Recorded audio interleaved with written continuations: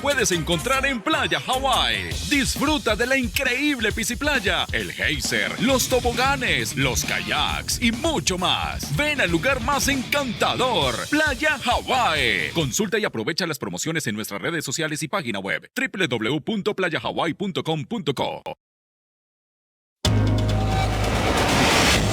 Econoticias, el ir y venir de la política local y nacional tiene su espacio en el Ping Pong Político.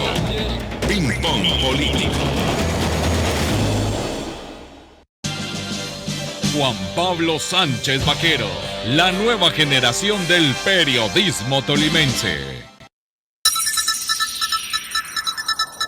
Este es el ping-pong político de Econoticias de Ecos del Conveima. Saludamos a Alejandra Barrios, directora de la MOE. Muy buenos días, Alejandra. Bienvenida a Ecos del Conveima en Ibagué, Tolima.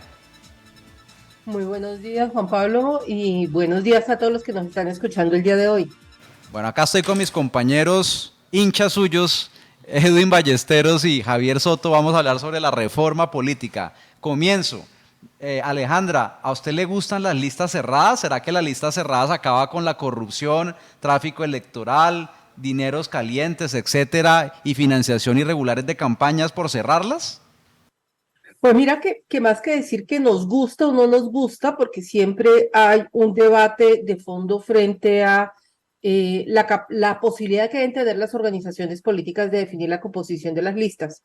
Las listas cerradas las vemos en este momento y así sea temporal, obviamente no temporal a 2 periodos como está en el proyecto, pero sí unos 4 o 5 periodos para poder generar 2 efectos que vemos nosotros que no se están generando con esta propuesta de reforma política. El primero de ellos, poder tener partidos democráticos. Colombia no tiene partidos democráticos, la mayor parte de nuestros partidos son partidos de familias políticas locales, de donde son los congresistas, sean representantes a la Cámara o senadores los que definen la composición de las listas, donde no hay opciones para elección democrática y objetiva de las diferentes candidaturas que van a componer las listas, inclusive para la definición de las alianzas y coaliciones cuando estamos hablando de cargos uninominales. Y en segundo lugar, para solucionar un problema que es terrible en Colombia y es no saber exactamente cuál es el monto, el origen y destino de la financiación de nuestras campañas políticas. Esa es la información mejor guardada que hay. Nadie sabe cuánto vale una campaña política. Cerrar las listas nos va a permitir, por lo menos temporalmente, poner la responsabilidad en la organización política, saber cuánto vale una campaña definitivamente y poder hacer una rendición de cuentas apropiadas en el Consejo Nacional Electoral, y eso permitiría fortalecer el Consejo Nacional Electoral. Entonces, más que un tema de gusto, son medidas adecuadas para tratar de transparentar la financiación de las campañas y de fortalecer democráticamente las organizaciones políticas. Alejandra, buenos días. ¿Qué es lo más importante para la MOE de esa reforma política y qué es lo que ustedes consideran más lesivo? Mira, muy importante las ideas, pero lamentablemente estas ideas no se nos están traduciendo en hechos reales, Edwin. Mira, lo que tú tienes primero es un gran objetivo con el que se anunció la reforma política. ¿Cuál es ese gran objetivo? Esta va a ser una reforma política contra la corrupción de los partidos políticos, es decir, va a permitir que los partidos políticos establezcan medidas para evitar la corrupción. Corrupción que se traduce en clientela, que se traduce en compra de votos, que se traduce en a tener mecanismos poco democráticos para la definición de cuáles son sus candidatos y candidatas, y además va a ser una reforma que también va a permitir que las mujeres tengan una mayor participación en la representación política. Entonces uno coge y dice, pues perfecto, esta es la reforma que nosotros necesitamos. Pero cuando empiezas a ver el contenido de la reforma, lo que te empiezas a encontrar son con medidas absolutamente contradictorias y la reforma en sí misma es una paradoja completa. Entonces te voy a poner unos ejemplos. Vamos a cerrar las listas. Uno de los objetivos va a ser tener partidos democráticos, ¿sí o no? Entonces se dice muy bien. Vamos a cerrar la lista entonces por 2 periodos, 2026 a 2030, 2030 a 2034. Y los partidos van a tener que trabajar en reglas para su democracia interna. Entonces uno dice, feliz, carita feliz, esto está buenísimo. Pero entonces después te dicen, pero ¿sabe qué? Para las elecciones 2026-2030, no se va a utilizar ningún mecanismo democrático de democracia interna para la selección de los candidatos. Vamos a utilizar los criterios con los que actualmente se eligieron las listas y es la composición del Congreso de la República. Entonces uno dice, a ver un momentico, ¿cómo así? Barájemela. Es decir, no van a tener mecanismos internos para la conformación de las listas de manera democrática y las listas van a terminar conformadas entonces de acuerdo a la mayoría de los votos que se obtuvieron ahora. Sí. Ok. ¿Y qué pasa entonces con la paridad? Con el 50% de hombres, 50% de mujeres, porque eso también dice la reforma. Ah, no, espere un momentico. Tampoco. Eso lo vamos a mandar para el 2030, porque como se van a utilizar los criterios actuales, entonces ya va a haber mínimo 30% de mujeres en las listas. Entonces uno dice, ya, pero entonces usted me lo está mandando para el 2030. Sí, pero usted me está diciendo que en el 2034 volvemos al sistema mixto que tenemos ahora de listas cerradas si uno quiere o de listas abiertas si uno quiere. Sí. Nosotros decimos, vea, esa vuelta está demasiado larga, es una reforma constitucional para que en el próximo periodo no se tengan que cumplir reglas democráticas y de inclusión, y para que 4 años después puedan decir listas cerradas y listas abiertas. Pero además decimos, y además, ¿saben qué es lo más grave? Que terminan tomando unas decisiones en la financiación de las campañas políticas en las que se elimina el conflicto de interés, es decir, puede haber toda la financiación privada sin ningún tipo de límite, dentro del límite máximo para la financiación, sin tener que declarar conflicto de interés. Puedo decir a quién, si soy una financiación privada, a quién le quiero entregar la financiación y no queda claro además cómo se va a hacer el mecanismo de seguimiento y control. Me están diciendo que ya no tengo que rendir cuentas de la financiación que estoy recibiendo. Me están diciendo que no hay conflicto de interés. Pues lo que nosotros decimos, si usted está quitando todos los mecanismos de vigilancia y control a la financiación de las campañas políticas, pues entonces quite todas las barreras y que aquí nos financiemos como cada cual pueda, a bien tenga, y que los partidos políticos tampoco tengan límites de financiación, porque están tomando unas decisiones que no se compadecen de la realidad de la financiación en Colombia, si uno tiene en cuenta que las elecciones locales y elecciones a Congreso y presidencia, lamentablemente, son grandes lavanderías de recursos ilegales, porque no es posible poder controlar los recursos que se utilizan en las campañas políticas. Alejandra, ¿y qué le parece la posibilidad de que los congresistas vuelvan a ser parte del gobierno, vuelvan a ser ministros? Eso es un retroceso, ¿no? Pues te lo voy a contar así. Entonces, mira cómo estamos.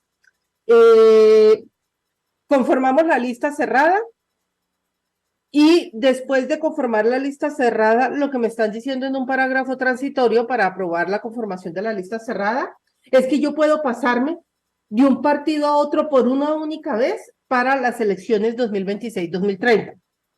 Listo, entonces uno sabe que siempre que hay una reforma política, se pone ese parágrafo para incentivar que se aprueben. Pero además, ¿sabes qué me dice? Me dice, vean, usted se puede presentar por un partido político en las elecciones del 2026. Y hasta el 19 de mayo del 2026, después de que usted fue elegida en marzo del 2026 como congresista por un partido político en una lista cerrada, usted se puede cambiar a otro partido político. Entonces, ¿nosotros qué decimos? Vea lo que va a pasar. Lo que va a pasar es que como partido político me voy a ir de pesca, voy a ver cuántos logros, ¿se acuerdan como decían antes las mamás, las abuelas, a ver cuántos congresistas me sonsaco?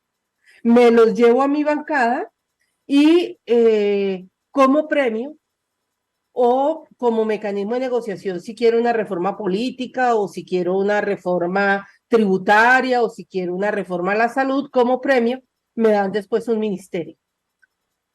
El poder ser ministro o ministra es una opción propia de los sistemas parlamentarios o semiparlamentarios. Colombia tiene un sistema presidencialista que descansa en un eje que es absolutamente importante, y es la separación de poderes. Si nosotros le creamos túneles, más túneles de comunicación entre el Ejecutivo y el Congreso, lo que vamos a terminar volviendo son los ministerios, el mecanismo de transacción para poder tener procesos legislativos exitosos desde el Ejecutivo, pero también lo que debilitaría son los ejercicios de control político que hace el Ejecutivo. Nosotros señalamos dos cosas. De un lado, no le van a alcanzar los ministerios al Ejecutivo para estar haciendo transacciones, se va a volver todo mucho más transaccional de lo que es ahora. Y en segundo lugar, pues también el Congreso de la República pierde independencia porque por estar pensando en qué ministerio me va a dar, va a disminuir sus niveles de control político que ya hoy están muy mermados. Pero entonces es una pésima idea avanzar hacia poder generar ese mecanismo de tránsito cuando no estás teniendo partidos fuertes, bancadas ideológicamente identificadas y mecanismos democráticos para la conformación de las listas. Entonces nos parece que no es una buena idea y que más bien debilita las organizaciones políticas. Alejandra, en síntesis, ¿usted ve más cosas positivas o negativas en este proyecto de reforma política? Mira, el proyecto es interesante, pero hay que ajustar. Nosotros señalamos en la audiencia pública que se realizó esta semana que lo que tenemos que hacer es un fuerte ajuste al proyecto, digamos, tiene unos problemas clarísimos que no son malintencionados de redacción, es absolutamente normal que eso pase cuando se están en procesos de negociación. Entonces hay artículos que al mismo tiempo que dicen una cosa dicen lo contrario. Entonces es muy difícil entender qué es lo que se está buscando y hay una serie de eliminación de mecanismos de vigilancia y control que nos retrocede antes de la Constitución de 1991, que hay que ajustar. ¿Qué nos parece positivo? Que el Ministerio del Interior dijo, sí, hay unos temas que hay que ajustar, hay unos temas que tenemos que revisar. Efectivamente, se están quitando unos mecanismos de vigilancia y control que no es positivo para el ejercicio de la política colombiana. Pero, Javier, si tú me preguntas en este momento, en el estado en el que el articulado de esta reforma está, ¿es adecuado y hace honor al enunciado de la gran reforma política contra la corrupción en las organizaciones políticas? Yo te diría no, no hace honor a eso, es muy errático y más bien lo que está creando parece un queso gruyere, puras salidas para disminuir los mecanismos de vigilancia y control que tienen hoy las autoridades, de manera particular el Consejo Nacional Electoral, que terminaría muchísimo más debilitado después de esta reforma. Y precisamente el Consejo Nacional Electoral va a quedar tal cual viene, los partidos influyendo en la designación de los magistrados. ¿Esto debería modificarse? Sí, pero ya perdimos la posibilidad. Es decir, esa fue la primera propuesta que se presentó al Congreso, una reforma de fondo a la arquitectura institucional, donde se establecían unos mecanismos de pesos y contrapesos a la Registraduría Nacional del Estado Civil, donde se modificaba el origen de los miembros del Consejo Nacional Electoral para que no fuera un origen partidista, donde además de estas modificaciones al Consejo Nacional Electoral, a la Registraduría se planteaba el debate de la creación de un tribunal electoral, es decir, que del Consejo de Estado le saliera una jurisdicción nueva, que es la jurisdicción electoral, pero pues fue la primera reforma que se hundió en este Congreso, así que hoy nos quedan dos que son las que se están debatiendo, una que es esta reforma política que consideramos que hay que hacerle muchísimos ajustes, y la otra que es el Código Electoral, que yo creo que ustedes saben que nosotros la semana pasada le pedimos al Congreso, le señalamos al Ejecutivo que considerábamos que había sido un error haber enviado mensaje de urgencia para la aprobación del Código Electoral. Nosotros ya empezamos calendario electoral, no podemos entrar en la misma incertidumbre que fue para elecciones a Congreso. Es un error completo, el Código Electoral tiene cerca de 400 artículos, hay que discutirlo despacio y no ir despachando artículos como si estuviéramos pues despachando pan. Hay que tener una discusión sosegada. Entonces nos quedan estos dos grandes propuestas de reforma para este periodo que termina a mediados de diciembre. Vamos a ver qué es lo que termina pasando. El próximo lunes, 2 de la tarde, va a estar la audiencia pública sobre Código Electoral conjunta de Senado y de Cámara. Creo que va a ser una audiencia pública que va a ser muy interesante porque se van a empezar a poner más temas sobre la mesa que ojalá los congresistas tomen en cuenta. Pues muchas gracias a Alejandra Barrios, coordinadora de la misión de observación electoral a nivel nacional, por su entrevista aquí, por su tiempo a través de Ecos del Convey, dándonos su punto de vista en torno a este polémico proyecto como es la reforma política. Una feliz mañana. No, a ustedes muchísimas gracias por la invitación, siempre un placer. Gracias.